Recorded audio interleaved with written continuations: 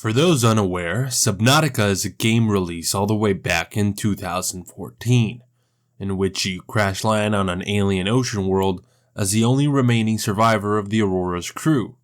Slowly, you uncover the many mysteries the world contains by diving ever so deeper into the abyss. Along the way, you try to avoid getting eaten by the planet's many... What is it? Oh my god! Help me, please! Help me! Many fish with teeth sticking out, like in my peripheral. That F you! Many. What the fuck? Where did you come from? Get off me! Get off me, you dirty bastard! Dangerous inhabitants. It's a phenomenal game and I recommend you all play it. Today, however, we'll be placing a different alien visitor on the planet, the Lord of the Seas and the apex predator of Monster Hunter's oceans, Lagiacrus. Going biome by biome, we'll assess how well the Leviathan can adapt to the environment, attain food, and ward off rivals. Finally, we'll give Lagiacrus a score to determine if the Lord of the Seas can thrive in the abyss of planet 4546b. In today's installment of my new and totally original show, assessing Thrive or Get Eaten Survival Guide? Oh, for fuck! Okay, before we begin the analysis, let's take a look at our group of invaders. Given the task of setting up a functional breeding population, our group will consist of 30 adult individuals. At a whopping 26.5 meters in length and a hefty 70 metric tons, these monsters are certainly not to be taken lightly, especially those lucky few that manage to crack past 30 meters in length. Lois, I'm at the gym. I hate it here. I want to come home. Everybody's so mean, and there's this one guy who follows me around and calls me fat. Well, I suppose Hang on, honey. I'm getting another call. Hello? Hey, is Fat Ass home yet? Put him on. I want to talk to him. Beyond that, the Lord of the Seas is famous for being the apex predator of the Monster Hunter world's oceans, dominating both freshwater and saltwater habitats with its mix of crocodilian and electric eel physiology. Since the planet 4546b is covered in one never-ending ocean, it's important we take a look at how Lagiacrus behaves in its own native seas. Seemingly, it prefers to inhabit the photonic region of the ocean, and more than often found in the intertidal/nerdic zone. It wouldn't surprise me if Lagiacrus would occasionally venture out into the open ocean, but it seems not in character for this Leviathan to wander off so far from shore, with the abyssal zone seemingly off limits to almost all sea wyverns, except for the aptly named abyssal Lagiacruses. Finally, Lagiacrus will take a wide variety of prey, ranging from shoals of fish to the nearly 9-meter long shank. It's also known for targeting large species like the nearly 10-meter long Aptonoth, and even implied to predate upon something as fierce as a globule. Moving on to how well our group of Leviathans can handle the planet, well, for starters, most of the world is covered in an oceanic zone simply called the Void. There's nothing but angry, territorial, Leviathan-class lifeforms, and a bunch of zooplankton to be found here. These two extremes don't really fit Lagiacrus' preferred prey profile, and the environment also isn't suitable. This isn't even considering the fact that there's no land to be found, damning any chances of rearing new generations, meaning most of the planet is already inhospitable to our group of invaders. Sector 0 does possess land, prey, and the right oceanic biomes, but is far too cold for our party of tropical Leviathans, leaving us with the planet's last major biotic region and the place where the first Subnautica occurred, the crater. Subdivided into 22 major biomes, the crater provides the best chance of survival for our population of leviathans. And Leviathan is the appropriate term here, as the Lord of the Sea meets the necessary size requirements to be called a Leviathan class predator in the oceans of 4546b. So finally, let's take a look biome by biome at how well Lagiacrus faces the challenges up ahead. The first biome up is the Safe Shallows, reaching a depth of up to 80 meters. This area acts like a safe haven from many of the world's other predators. Unluckily for the inhabitants of this paradise, despite being larger than many of the surrounding water's predators, Lagiacrus is perfectly adapted to hunting in these shallow waters. With there being zero native macro predators and the environment perfectly suitable, the only real challenge the sea wyverns are going to face is finding suitable prey. Most of the local fauna, such as floaters, peepers, and shuttlebugs, are far too small to be of interest to adult individuals. They're also potentially dangerous, such as in the case of the explosive crashfish and toxic rabbit ray, which, while mild inconvenience for adults, could prove fatal to juveniles. Really, the only suitable prey choice to be found here for the leviathans would be the shoals of boomerang and holefish, as well as the massive gasopods. Fortunately for our group of Lagiacrus, they already possess a suitable hunting strategy for the shoals of agile alien fish. See, when hunting the similarly sized tuna and arowana of Monster Hunter, Lagiacrus, true to its namesake, will stir up whirlpools. These whirlpools will then entrap the helpless shoals of fish, which then suffer death by the sea wyvern's mighty use of the thunder element. I have no doubt that the Lord of the Seas could employ this hunting strategy against the many shoals of alien fish that can be found in the crater. Hunting gasopods, however, is a different matter entirely. These massive aliens are sociable and will warn themselves of up-and-coming threats, as well as possessing a highly dangerous chemical weapon. These gas pods are a mixture of acids and poisons likely to cause severe irritation to the Leviathan, in all likelihood deterring most predation attempts from Lagiacrus, as the Leviathan roams elsewhere for more suitable prey, only attacking the peaceful giants when keen opportunities present themselves. Overall, I see the Safe Shallows as sort of a nursery for younger Lagiacrus, as there's not much of interest to be found here for adults. Reaching depths of up to 160 meters, we then have the kelp forest. More schooling fish join the fray with the introduction of hoopfish, and the local apex predator, the stalker, would make a nice happy meal for the Lord of the Seas, despite the fact that they can be shown lugging around well over 1 ton of titanium debris.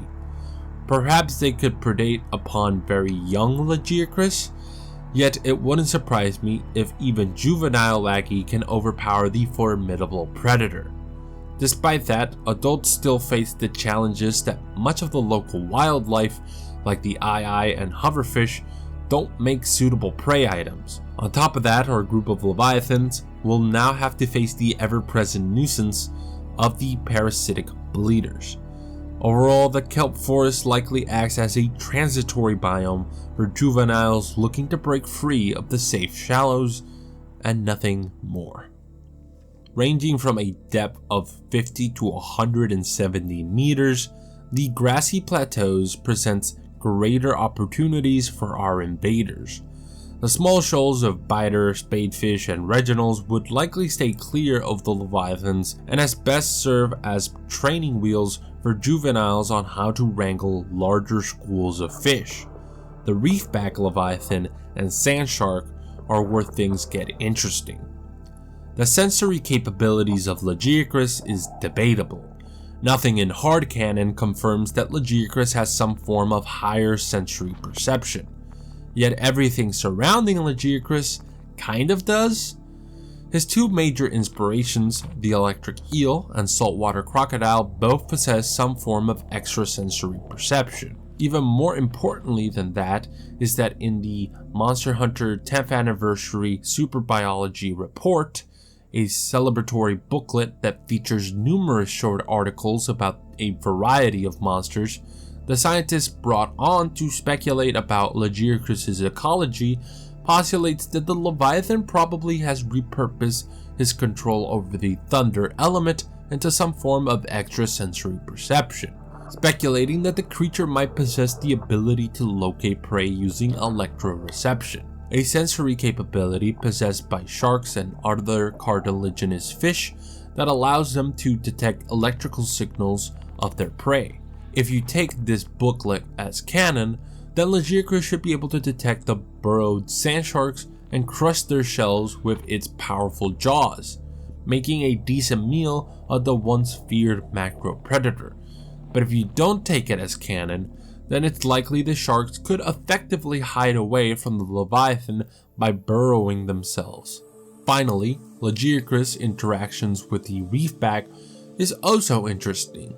The massive 70-meter adults dwarf the Lord of the Seas, with even the 18-meter long juveniles being considerably huge by comparison. Their humongous shells act as their only form of defense, but will it be enough to deter our favorite electric crocodile? The short answer is probably. Let me explain. Reefbacks seem to be immune to predation by even the largest predators on the planet, those being the Reaper, Juvenile Ghost, and Sea Dragon Leviathan. As we'll see later on, a lot of these guys have attacks that are on par or potentially exceed Lagiacrus' best feats. What about Lagiacrus' thunder elements, I hear you ask? Well, thanks to its gargantuan body and thick chitinous shell, it's likely that the Leviathan would be safe from the brief yet ludicrously powerful electrical shocks of the Lord of the Sea. For now, we'll just say that at best, persistent Lagiacrus might be able to crack through the shells of juvenile reefbacks, with smarter individuals predating upon the shoals of fish that follow the peaceful giants. Ranging from 180 to 300 meters in depth, the jelly shroom caves are likely reaching the limit to the typical depths Lagiacrus is willing to venture. Thus, this habitat would be more transitory in nature for the Leviathan, rather than a more permanent fixture. The only reason I can see the Leviathans venturing so far down would be to hunt the native top order predator, the crab snake. At 17 meters in length, the slender carnivore could make a decent meal for any Lagiacrus daring enough to venture into these caverns. With a lung capacity of nearly 12 hours, the Leviathan definitely has what it takes to venture into this abyss, with the native crab snake's only real defense being hiding inside of their symbiotic mushrooms and their uncomfortably deep habitat. The other fauna of this region, such as the oculus, are of little interest to the sea wyvern, as I don't see the possibility of any juvenile individuals making it this far down. At a depth of up to 75 to 250 meters, the mushroom forest is perhaps one of the best environments for our group of leviathans to encounter. There's plenty of suitable prey creatures like the ever-present shoals of fish, but more importantly, creatures in the size profile Lagiacrus is best equipped to hunt. From the bioluminescent jelly rays to the macro-predatory bone sharks and electrifying ampules, jelly rays may pose some challenge to catch in the twisting mushroom forest, but the far slower bone sharks aren't so lucky. Lagiacrus' jaws would make short work of the bone shark's exoskeleton, as isometric scaling from crocodile yields a bite force of over 107,000 psi. The ampule is where things start to get interesting, however. Scaling up from electric eels suggests that the alien could generate well over 373 amps of electrical current. This level of current would likely grant them some much needed resistance against the Lord of the Seas' thunder element, whose own scaling only reaches about 200 amps. For those wondering why Lagiacrus, despite being larger than the Ampiel, is generating so much less current, it's simply because the Ampiel is likely specialized to the same if not greater degree as real-life eels, with electrical eels sacrificing nearly 80% of their body mass to the generation of current. Although if you're interested in the actual detailed explanation, I suggest you read my doc or wait for a more focused episode on the sea wyvern. Being fair to Lagiacrus, however, in Monster Hunter Festa 2009, director Fujioka, when asked, said that Lagiacrus can build up a charge like a lightning bolt. This is partly because Lagiacrus, as opposed to electric eels, can actually store up its charge. Thus, one could imply that when fully charged, Lagiacrus may be able to unleash nearly 30,000 amps of current. Either way, this back and forth of who has the stronger control over the thunder element goes both ways, and Lagiacrus' own adaptations for resisting powerful electrical currents would aid it in resisting the Ampiel's main defense, leaving this battle as a test of physical strength. And while large enough so that only a fully grown individual would even attempt to hunt it, the Ampiel is the clear physical inferior and likely has to rely on living so far down that Lagiacrus would normally rather target easier prey, despite the large bounty of meat one could haul from such a catch. Overall, the mushroom forest is likely to become a hotbed of sea wyvern activity. Ranging from 40 to 310 meters in depth, the sparse reef is in sharp contrast to the mushroom forest, with there being little to no suitable prey to be found. At best, this biome may serve as a brief resting place for our population of Lagiacrus, as the lack of biomass in this region limits its usefulness as a sanctuary for juveniles, unlike the safe shallows. Then we have the dunes that range from 65 to 400 meters in depth, and pose the most dangerous obstacle yet.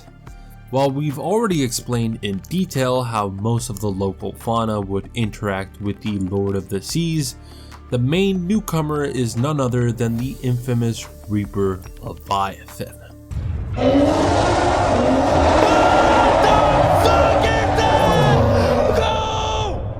At a whopping 55 meters in length and nearly 517 tons of pure muscle, this super predator will present the greatest challenge yet to the Lord of the Sea.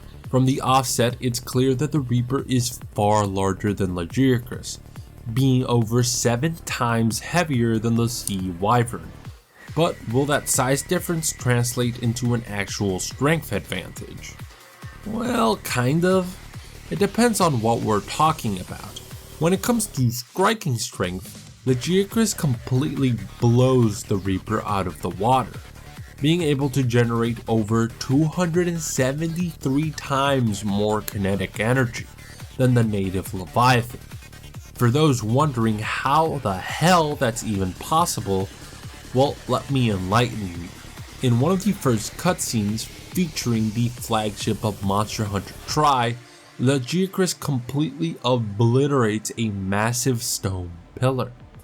The user Dark Carioca on VSB luckily already did the calculation for this feat, coming out to a terrifying 28.2 gigajoules, compared to the Reaper's measly 103 megajoules that it produces when ramming into objects at full speed.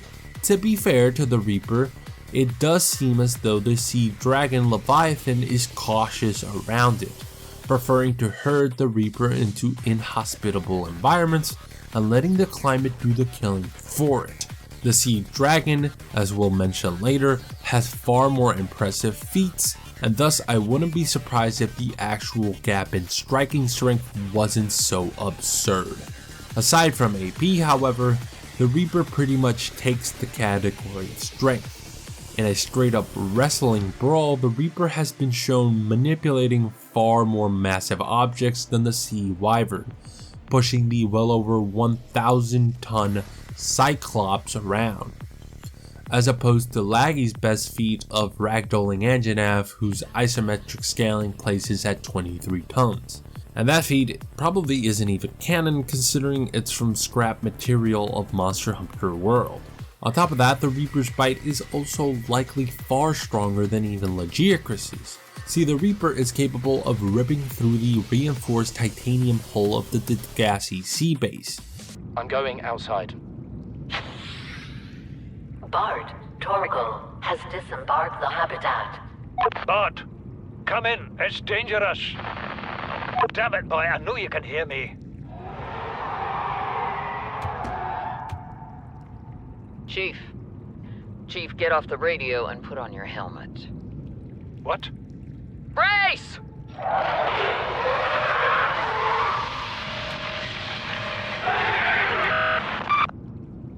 Came out of nowhere. An alien kraken, bigger than a cyclops. Tore a hole clear through the reinforced hull.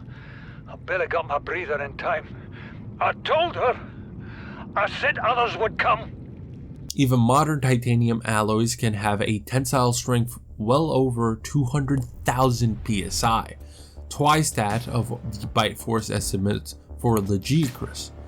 Reapers are also shown covered in scars, likely inflicted by territorial disputes with others of their own kind, showing that despite packing such a powerful punch, the Reaper's hide can withstand to a degree these incidents, something that can't really be said for Lagiacrus, that at best only briefly withstands 115,000 psi.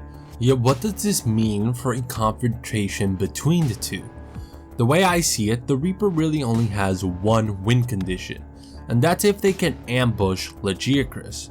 With their massive pincers, they should be able to inflict lethal amounts of damage, so that even if the Lord of the Seas shocks them right off, the sheer amount of blood loss suffered would be enough to do in the Sea Wyvern. The trauma caused by this attack would also likely prevent Lagiacrus from building up the necessary momentum to unleash its devastating retaliatory strikes. Really, Lagiacrus's only remedy at this point would be to rely on its thunder element, which in all likelihood would be an extremely effective defensive weapon against the Leviathan, considering that the Sea Wyvern's electrical output likely surpasses the Sea Moth's perimeter defense system's electrical field. However, offensively, the thunder element is hamstrung by its range, with the incredibly fast Reaper easily being able to keep its distance away from the injured Sea Wyvern. To be honest, this is the kind of behavior you'd expect from a Reaper. They're ambush predators by nature, and when shocked by the Sea Moth will retreat to put some distance. Their echolocation may also give them the upper hand if you don't believe Lagiacrus possesses any form of extrasensory perception. However, if Lagiacrus spots the Leviathan first, then it can leverage its ludicrously strong strikes against it, ripping through the Reaper and liquefying its internal organs. To be honest, the outcome really depends on who sees who first, but I kinda have to give it to Lagiacrus, since the Reaper is at greater risk of fatal injury than its contemporary during its assault. There's just a lot more things that can go wrong during a Reaper assault than versus a Lagiacrus assault. Either way, these encounters would be brief but brutal. The two species may decide to give each other a wide berth, then risk severe injury.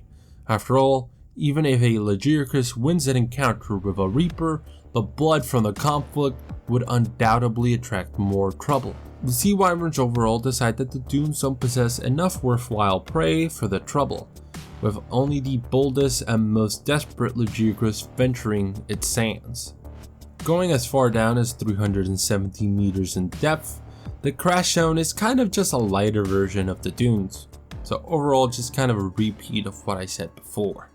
Ranging from 170 to 360 meters in depth, the Sea Treader Path, as the name implies, is the home of the migratory Sea Treader Leviathan, the planet's smallest Leviathan, clocking in at only 20 meters in height. Being smaller than Lagiacrus is already an unfavorable sign for the native Leviathan.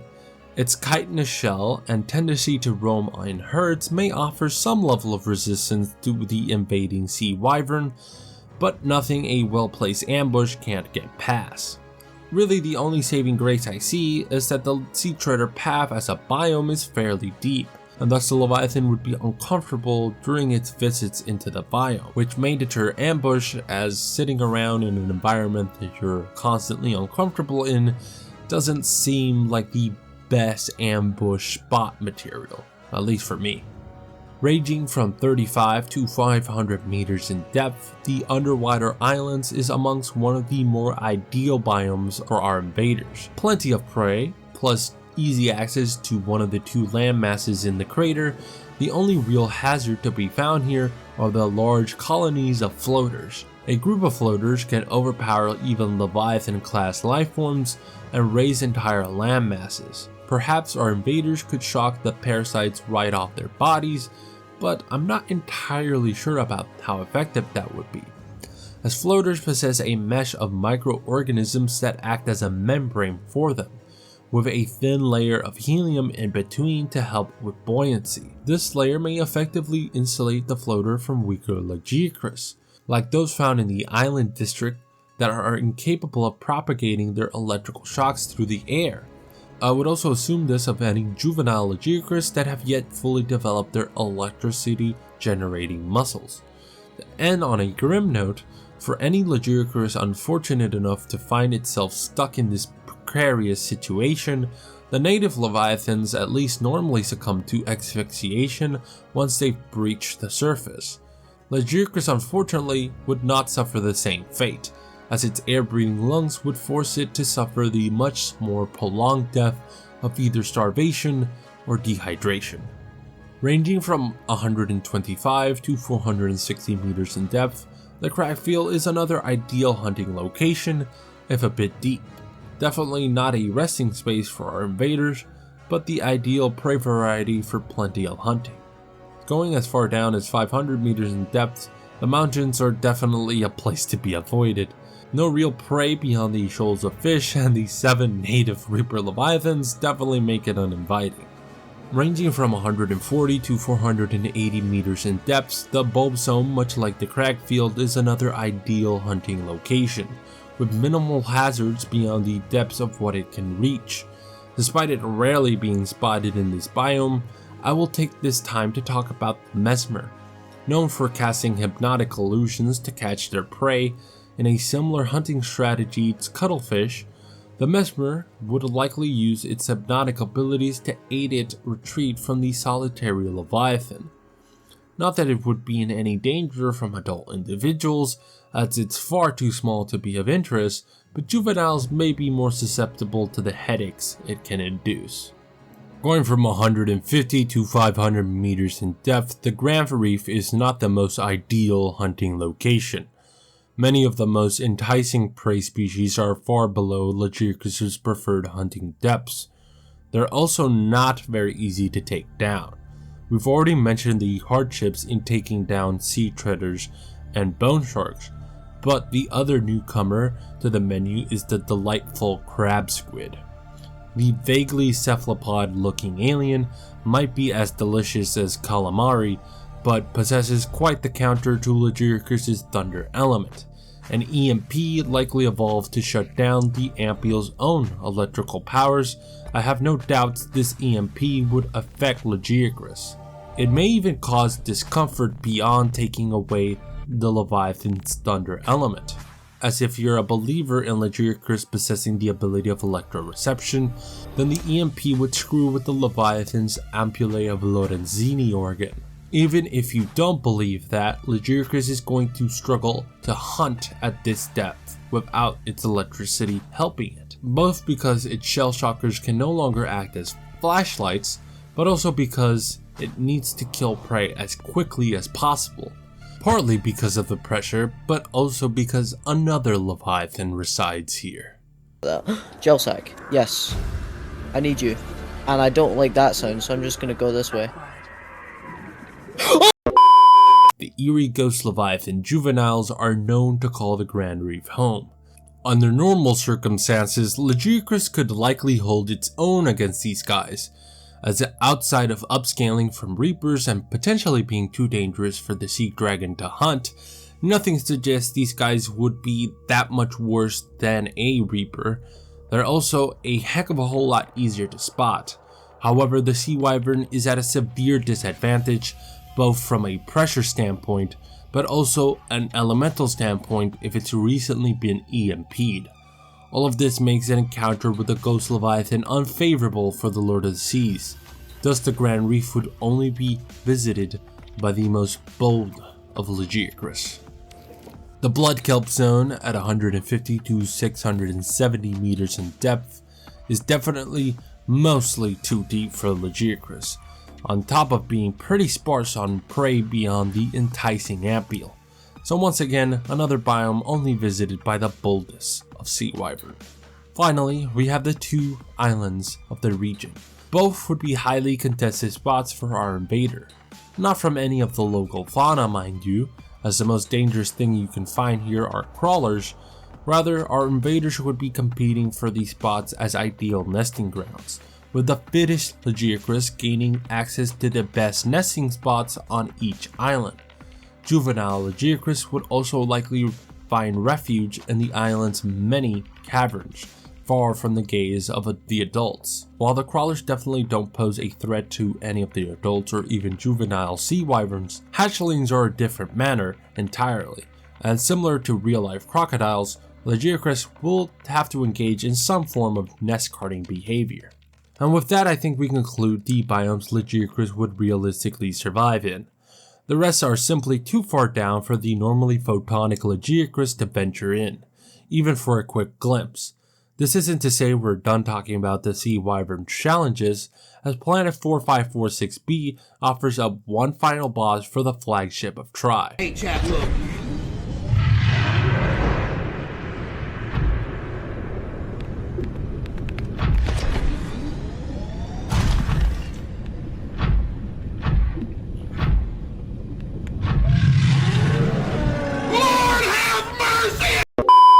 The sea dragon Leviathan is known to occasionally venture up into the shallow waters of the crater. This behemoth can rapid fire globs of magma that carry enough kinetic energy to level a building. His own physical prowess is nothing to scoff at, superior to the ice worms of Sector 0, who are known for exerting kinetic energy superior to that of Lagiacrus at well over 13 tons of TNT. This shouldn't come as a surprise considering the sea dragon's ability to destroy reinforced architect structures. Structures, mind you, that are made out of a material superior in tensile strength to titanium. All in all, the sea dragon has both the elemental strength and size advantage over Lagiacrus. Really, the sea wyvern's only recourse would be to hide either on land or in shallow waters, if the two were to meet, as there's quite literally nothing that Lagiacrus can do to this thing, beyond hoping that it targets the far more nutritious Reaper Leviathans. With that, we conclude our expedition to Planet 4546b.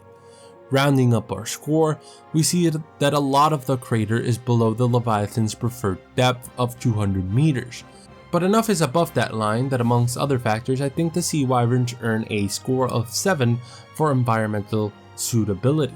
When it comes to prey acquisition, the flagship of Tri is pretty spoiled for choice in all age brackets, earning itself a phenomenal 9 points when it comes to predation, really only being deducted a point because some selected fauna may prove difficult to handle, especially because a lot of their behavior means that they'll be well below the hunting depths Lagiacrus is best equipped to handle. Finally, we have competition / predation. In this factor, Lagiacrus may find itself on a similar if slightly lower trophic level as it does back home, as there are known rare predators of Lagiacrus in the oceans of Monster Hunter, similar to the G-Dragon. Really, the main difference would be the increased pressure from rivals like the Reaper and Juvenile Ghost Leviathan, since the only rival Lagiacrus has back home is Plesioth. And well, Plesioth is Plesioth. You are a worthless, bitch-ass nigga. You should kill yourself now. Because its trophic level isn't impacted that much, Lagiacrus earns 8 points in this category of competition/predation, leaving us with an average score of 8 for the Lord of the Seas, well above the bare minimum line of 5. In conclusion, the infamous apex predator of Monster Hunter's oceans would find itself right at home in the oceans of planet 4546b.